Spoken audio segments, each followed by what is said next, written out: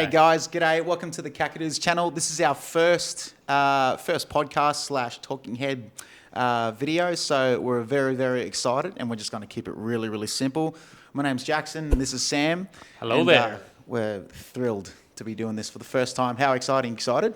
Very excited. Yeah, awesome. All right, so we're just going to, introduce ourselves really, really quickly. That way, you guys know who we are, what we want to do with the channel. So I'll go first. My name's Jaxon. I was born here in Darwin in 1992, so that makes me 32 now, 32 and a half. And I've moved, never lived outside the NT, which is kind of wild when I think about it, the amount of travel that I've done. I've always moved through different communities and towns as I was growing up more so. I went to 8 different schools as a kid, so, that means a few things. It means you got to learn to move almost at any moment's notice. You got to learn to make friends really, really quickly, and you got to learn to be comfortable with being uncomfortable, I guess. And did year 12 here in Darwin. I completed year 12. Went straight into an electrical apprenticeship when I was about 17, just to 18. Graduated that when I was 21. And then I got, did a bit of spiker work for a little bit after that, and then, got into hospitality as well. And then, after all of the encouragement and pressure from friends and family, I got stuck into, furthering my music career, because I was sort of, started playing guitar when I was about, 15, 16, so half my life now, and did my teaching degree, graduated that earlier this year, not a full teacher. I'll be honest there. So Bachelor of Educational Studies, so that's just under, I believe. And been gigging on my own solo for 10 years, being in bands and all that kind of stuff, which has been fantastic, and that sort of brings you to now. And go Sam, introduce yourself to the people. Thank you, Jaxon. That was a long 2 minutes there, but I'm Sam, originally from Perth. Been up in Darwin on and off for 8 years now, so hard to believe. So grew up in Perth, loved it there, but saw the opportunity to come up to the NT and start working for the AFL, and that's where I met Jaxon. So private schoolboy, you wouldn't have thought, but sort of in Perth, started working away at Subiaco Oval and in the food and beverage business, and then sort of evolved from there. Started working at Perth Arena when it first opened. That was a few years out of school and wasn't too sure what I wanted to do with my life. So, just continued working there and met some great people at Perth Arena. And then decided that I wanted to move into sport. Started working at the WACA, doing a bit of game development with the cricket over there. And a few years later, saw the opportunity to come up here in Darwin, and it's the best move I've ever made. Thought I'd be here for 6 months, and been here on and off ever since, and was lucky enough to meet Jaxon, and the best move that I've made in my life. So really glad to be here and starting the Kakadudes. It's really exciting. That's it, and we had this idea, 3 years ago? Oh, about 3 years ago, 2021, I believe. And it's not just Darwin, it's the territory. We're going to showcase all the beautiful things that are a part of the territory that people love coming up for, but also those other spots and things. Hopefully we'll have the capacity to be able to travel across the whole territory and really showcase it through our podcast and our content that we're putting together for everyone. Great, awesome. All right, fire away with your first question. Yeah, so you sort of covered it off a little bit when you introduced yourself, but you've lived in quite a few places. Where was your favourite spot that you lived in the NT? Well, moved a lot.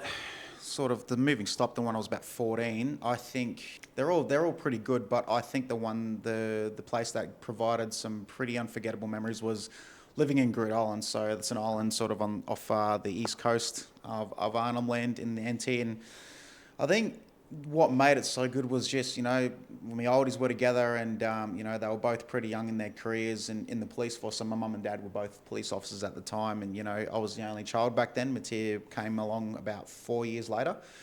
And just, it's just a great little country, like great little workers' town to grow up in. It was a small, tight-knit community. Sort of, everybody knew everybody. I was there when I was about 5 to 7 years old, so they're pretty, as everybody can usually recall, pretty pure memories. And just I was pretty good at rugby.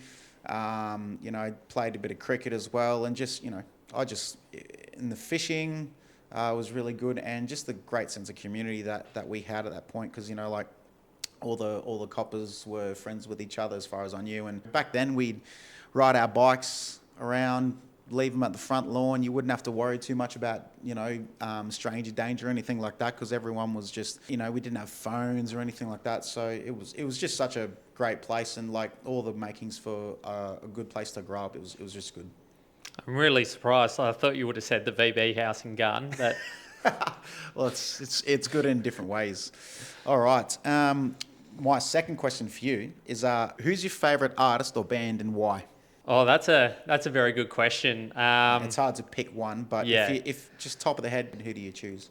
I reckon I'd go the Killers. Yep. Yeah, huge fan of the Killers. I've been very fortunate through my jobs at Subiaco Oval and Perth Arena to see some great bands live.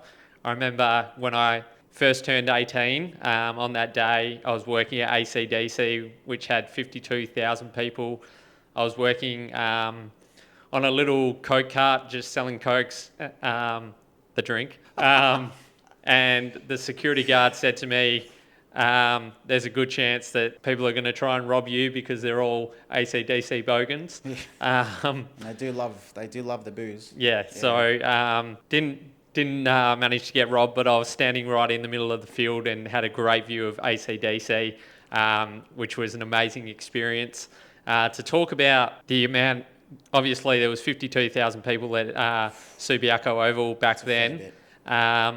So the ground was full, and they had a massive bar on the Oval, which had, I think, like 30 cash registers and things. Wow. Within the first 2 hours of that bar being open, they had 450 grand go through that just in alcohol sales.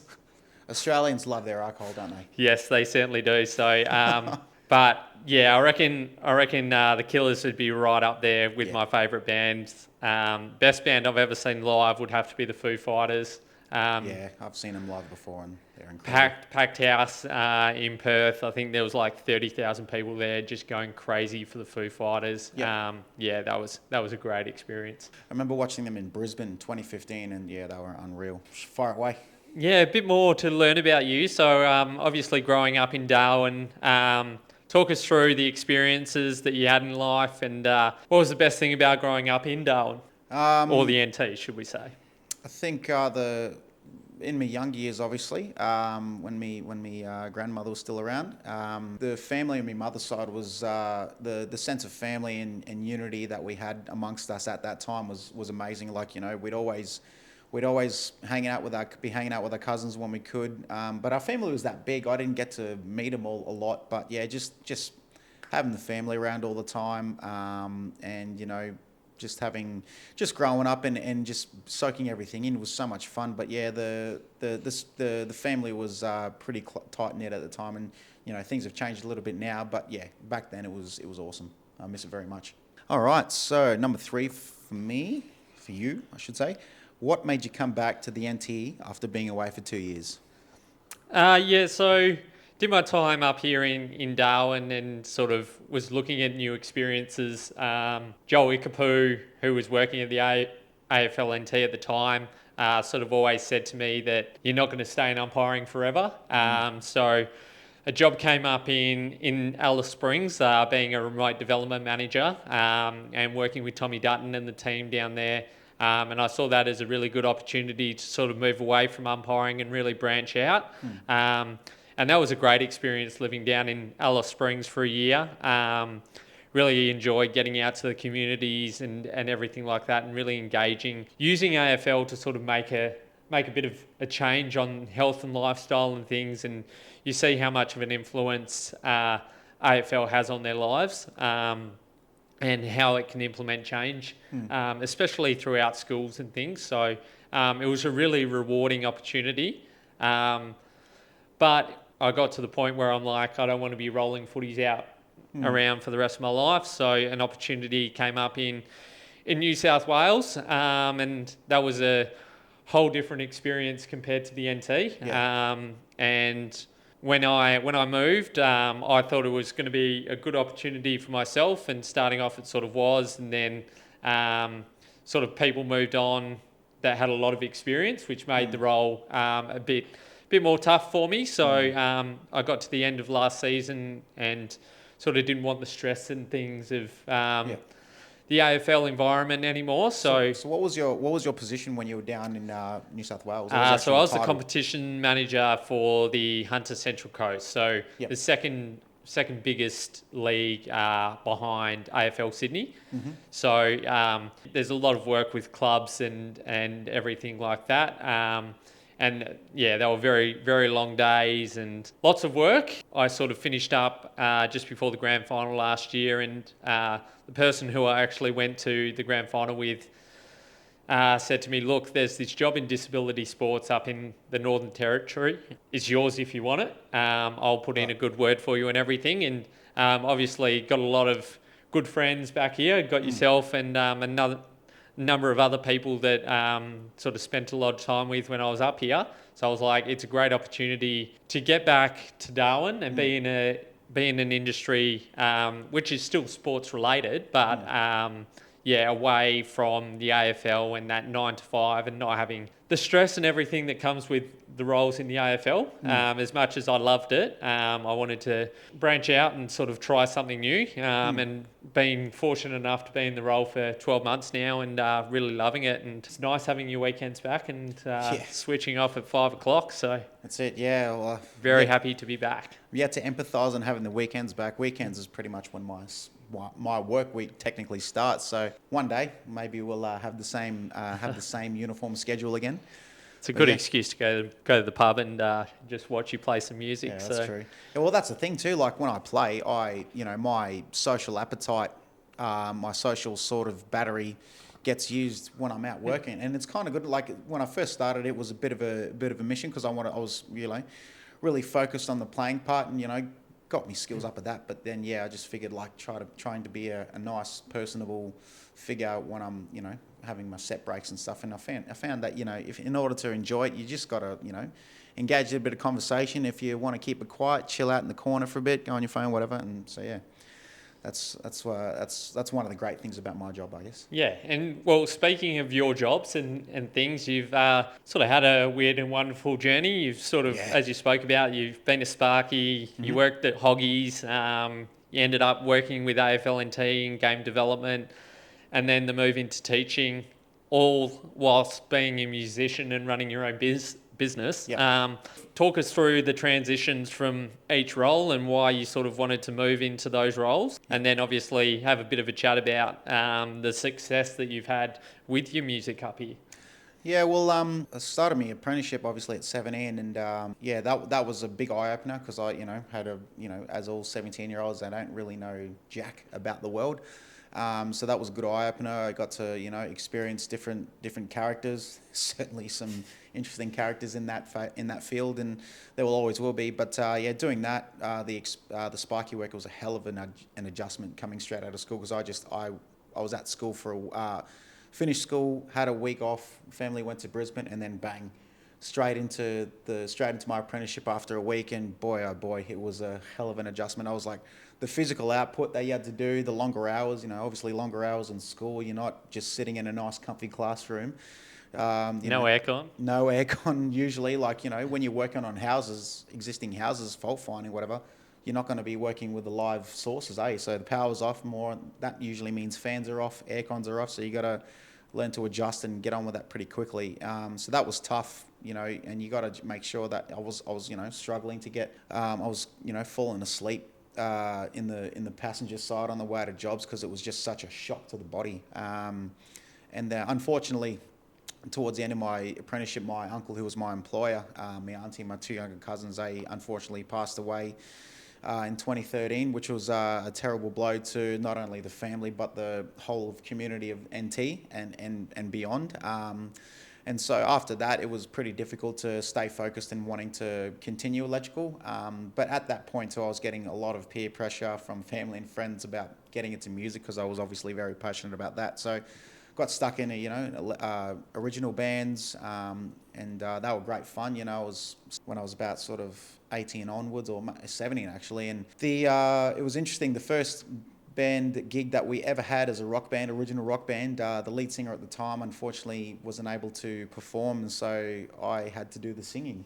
So going from a rhythm guitarist not singing at all to learning how to play the songs and sing them, I didn't have a lot of time to do, but because it's one thing playing guitar, playing and singing is a different thing. So that was always tricky, and loved that. Absolutely loved the experience that I had with the bands, and got stuck in a hospo work as well whilst doing my apprenticeship and working as a sparky. The differing hours and stuff, it was very demanding. And then after a while there, for a bit there, sort of like from 2022 to 24, I just started playing a bit more music, and then sort of 25, that was when I got my job with AFLNT. So, as much as I loved, doing gigs, I wanted to do stuff throughout the week as well, and did not know what I was in for in terms of working 9 to 5, generally speaking, with AFLNT, and then gigging. By then I was doing my own gigs, and then, I was with at the Dakota. So we were pretty full noise with practice and stuff there. So I'd get home from work every day of the week. It was usually either footy training, or jamming with at the Dakota, and then playing gigs, playing footy and playing band gigs on the weekends. If I knew what I was in for at the time, when I was young and stupid, I would have looked after me body a little more and got a bit more rest. But you learn these things in hindsight, don't you? And it was finishing my time at AFLNT, which I loved. Getting into the teaching degree, that was another big challenge that I was, in hindsight, I kind of in my head a little bit. But the sense of what you learn when you put yourself in the coalface, the lessons and the perspectives that you gain if you want to continue to grow, and if you want to keep learning, and indispensable sort of experiences that I wouldn't trade at all. And now I'm graduated my teaching degree and still playing music full time. And 32 years old now. It's going well. And I mean, your job with AFLNT and game development, you're out there in schools and things, pretty much 90% of your role. So obviously you're great with kids when you're out there. So it was sort of pretty smart transition for your thinking to go from that role into sort of looking at teaching and the influence that you have had with that role with AFLNT on kids, getting involved in sport and being active in things. Teaching would have been your next step, and it was a good choice to sort of move into at the time, and now you're a graduate. And the getting the recommendations and pressure from the teachers to go into teaching after working with a lot of teachers through that role. And the best thing for me personally is the kids that I've seen from when I started to now. A lot of them are grown up almost our height now, and just the sense of pride that you get when you see them doing well. When you see them having a crack at stuff, it's a very, very special feeling, and I'm so proud of all the kids that I do see, and they all welcome me so warmly. It's an absolute gift in my opinion. I'm very lucky. My question for number 4 for you is, what's your favourite place to visit on a day trip in Darwin? If you have a day off, where are you going?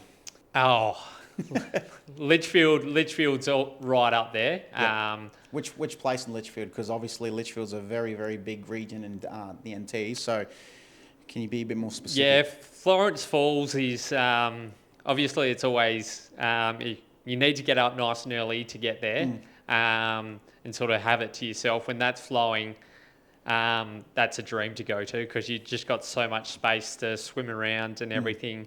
Also, Robin Falls. Oh yeah, that's closer to Adelaide River, yeah? Yeah, just outside of Adelaide River. When that's flowing, that's a beautiful spot to go to. A bit hidden away, so not as popular, which is great. You can sort of go up there and have it to yourselves, and you've got a couple of pools that you can swim in and go up to the top of the waterfall and just sit there and overlook it all.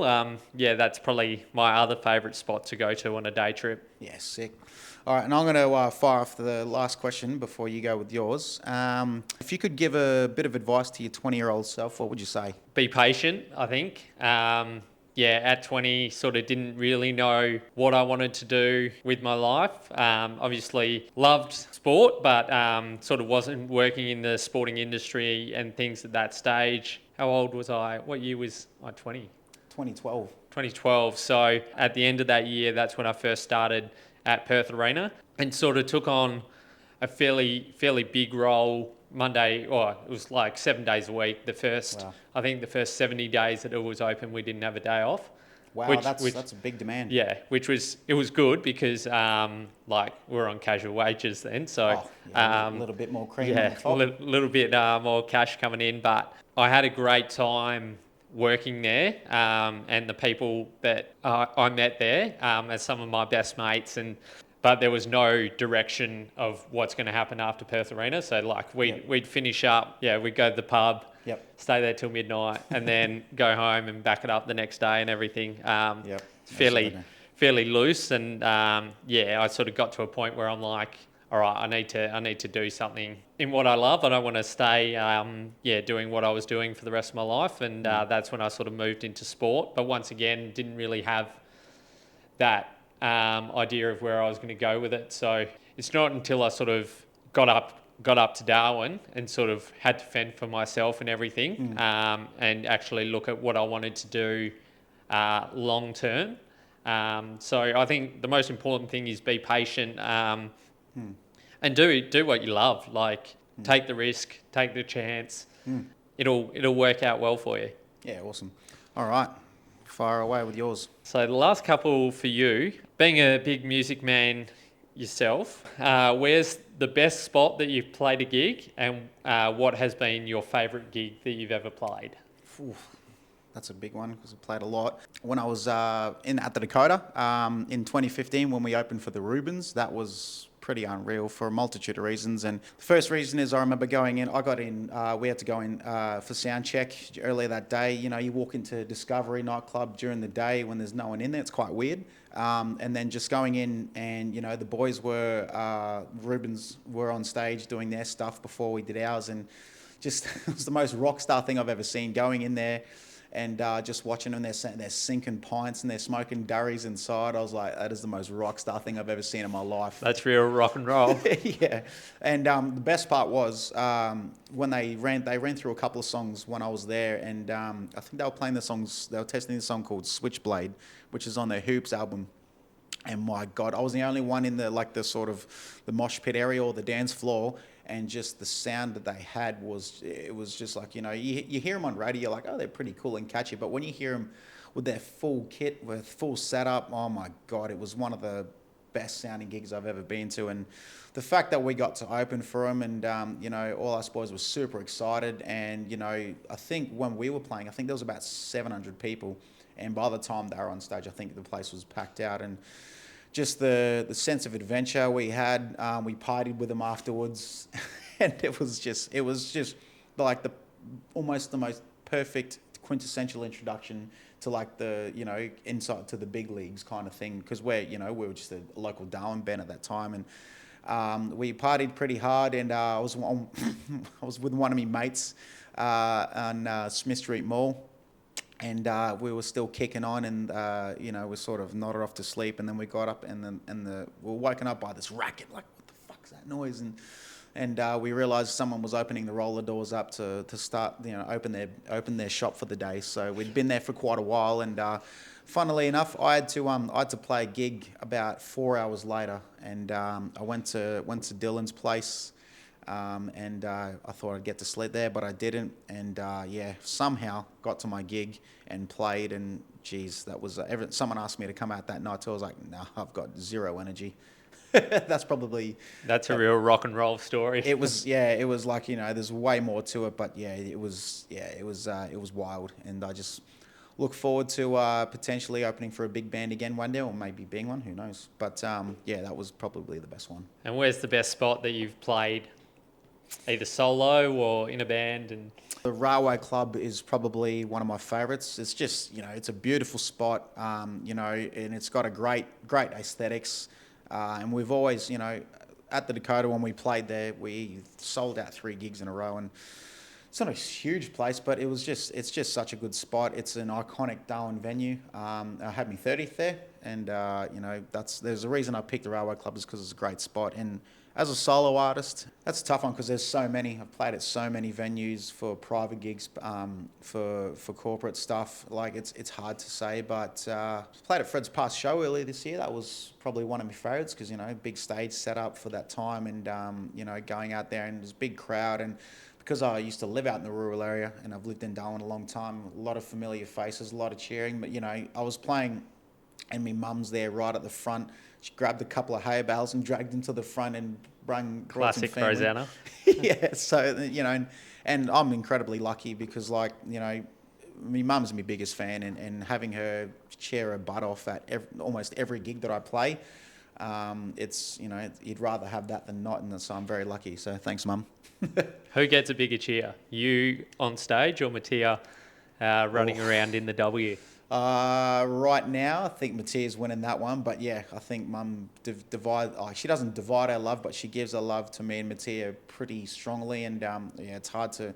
I think they're both on par with each other, and yeah, as being an older brother to Mattia playing for the Hawks, like man, it's just watching her have fun on the field's one thing, but watching her grow as a person, watching her develop, and just I take such pride in being able to just be there for her because whilst it's exciting and the journey she's got, it's a crazy demanding one as well. So just being there for my sister and giving the help that she needs when she asks for it. That's such a great joy to have. Well, with this last question, we'll actually see how much you do love your mum. Your top 5 dinner guests that you would have for a dinner party. You're not allowed to order food in. You need to cook it all yourself, whether you're cooking it or someone else can cook it for you. Right. And talk us through your choices. So 5 people. 5 people. All right. First one will be Gordon Ramsay, John Longmire, coach of the Sydney Swans, yourself, Roger Federer, and Piers Morgan. They're my 5. Like, I love Mum, but I've had lots. She'd be number 6. She'd be number 6 for sure. And I think the obvious choice is having Ramsay cook that one. What he'd cook, I don't know. But if it was my choice to cook, I would do my good old faithful creamy chili chicken linguine. And then I would do a little bit of sticky date pudding for a dessert. And I'm going to ask you the same question. If you had 5 people that you could invite, who was coming? Yeah, I reckon you definitely get Gordon in there to cook it up. I reckon it'd be entertaining because you get him to act like he's in the kitchen. Yeah. So you'd ask him for his Hell's Kitchen persona. Yeah, a few F-bombs and things. Just look like he's got a few different personalities while he's arguing with himself. I think from an entertainment perspective, I'd have Tom Segura there. Oh yeah, Yeah, I think him and Ramsey get along fairly well, both being fairly loose units. Yep. Then obviously need a drinking buddy in there, so I think you'd fill that position very well. Sweet. Yeah, because Gordon's going to be a bit busy cooking. Yep. Tom's going to be busy entertaining us. Telling some funny stories and routines. Then I reckon Don Bradman. Just to hear the stories. That man apparently enjoyed a beer as well, so he'd be good while everyone else is performing their roles. We can sort of sit back with him and hear a few stories over a couple of beers. And did he? Is it true that he practiced on a corrugated wall hitting a golf ball with a cricket stump? Yep. So that's true. Like that's how you end up averaging 99 in life. Wow. In cricket, something that I doubt will ever be broken. Probably once the dinner party's over and we go out and have a little bit of fun. I reckon 2006 Benny Cousins. it'd be a loose night out, but he. Obviously, growing up in Perth and watching what he can do. He's like a cult legend. Yeah, he's a legend over there. Yeah. Such a specimen of an athlete. And he's always remembered for the end of, or how his career ended, but what he did during those glory days on and off the field. pretty huge. Like I've never seen someone that's that much of a workhorse to make sure he's in prime condition. Well, that's what Chris Judd said, in a podcast I was watching a little while ago, and he's talking about how, when it came to the standards and modelling it, he didn't tell you what to do, he just showed you. And I think that's the most powerful form of mentoring in a way is, you can say whatever you like to someone on what to do and how to get from point A to point B, but if you actually show them, that does so much more precise explaining and mentoring than speaking ever could in a way. Yeah, and I think we'd have it overlooking a beautiful beach. We'd have some glass windows, and I'd just leave my sister standing outside while I have dinner with Ben Cousins, and she's jealous because she grew up with Ben Cousins all over her wall. And she's a bit of a Ben Cousins fanboy. There you go, Gemma. She would have quite easily married him if she had the opportunity. All right, well, that brings us to the end, I guess, of the first podcast. And if you've made it this far, thank you so much. Don't forget to like, share, subscribe. We're on YouTube, Facebook, Twitter, TikTok, all those platforms. So please like it, share it around, tell your mums, dads, your pets, and thank you very much. And I can't wait to keep creating more. Beautiful. All right. Thanks for watching. Cheers, guys. Thank you.